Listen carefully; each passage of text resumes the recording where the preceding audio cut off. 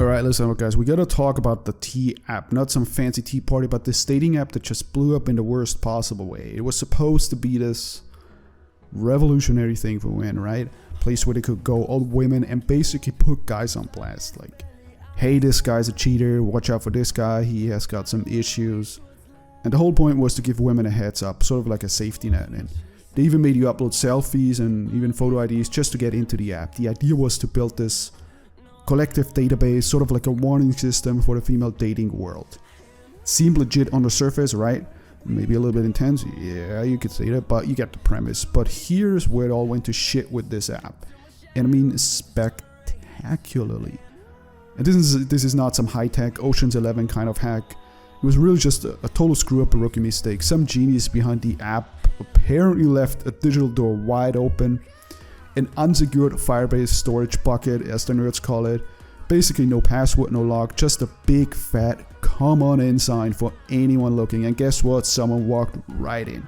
The damage? Well, holy hell, we're talking tens of thousands of images leaked. And not just profile pictures, but even verification photos. Those selfies and photo IDs they made women upload just to prove that they were real. Driver's licenses, passports, the whole 9 yards. Plus tens of thousands of images from posts and messages. And you know what? It gets worse because turns out over 1 million private messages got exposed to. Some of them were seriously sensitive shit in there. You know, cheating accusations, even phone numbers and meeting spots. So much for safety and privacy, right? Now you might be thinking, why would this matter to us Thailand guys, or why does it matter to me? Beyond just being a clusterfuck. You know, because this whole Tea app disaster is really a magnifying glass on why dating in the West is so damn broken for a lot of us guys. I mean, think about it. This app, even before the leak, it just cranked up the paranoia. It fostered this environment where every guy is presumed guilty until proven innocent. You're always under scrutiny, always on thin ice. Could be one bad date, one misunderstood comment, and boom. You could be on some digital blacklist, getting roasted by anonymous women with no due process. It's like dating in a courtroom where you are the defendant and the jury is made up of 1 million strangers with pitchforks. And a lot of us guys are just plain tired of it. The dating landscape here feels like a minefield. Guys are constantly walking on eggshells, worried about saying the wrong thing, making the wrong move, or worse, getting hit with a false accusation that could ruin their life. And the cancel culture mentality has sort of like seeped into dating, where one misstep can get you sort of like digitally lynched. That's the vibe, that masculinity itself, you know, is a problem, that traditional roles are toxic, and that everything is just antagonistic. It's exhausting, man. It's not about wanting to be a dick. It's about wanting to be able to just be without constantly feeling like you're in a social experiment where the rules are always changing and you're always losing. So what are some guys doing? You know, they're packing their bags, of course. They're looking east specifically. They're heading to places like Thailand.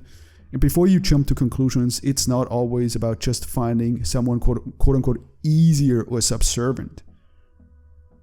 That's the shallow take. For a lot of these guys, it's about finding something different, something they feel is missing back home. What are they finding? Well, they're finding women who, by their accounts and by our accounts, by my accounts, value traditional roles, family, and respect. They say there's, you know, a different kind of appreciation for masculinity, a less competitive dynamic in the dating world. And we're looking for simplicity. We're looking for a break from the Western dating game that feels so artificial and performative.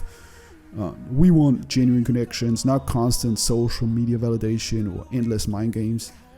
You know, and most of us guys, we talk about the inherent femininity and charm of Thai women, not just, you know, looks, but a general warmth and approach to relationships that feels more genuine and less guarded.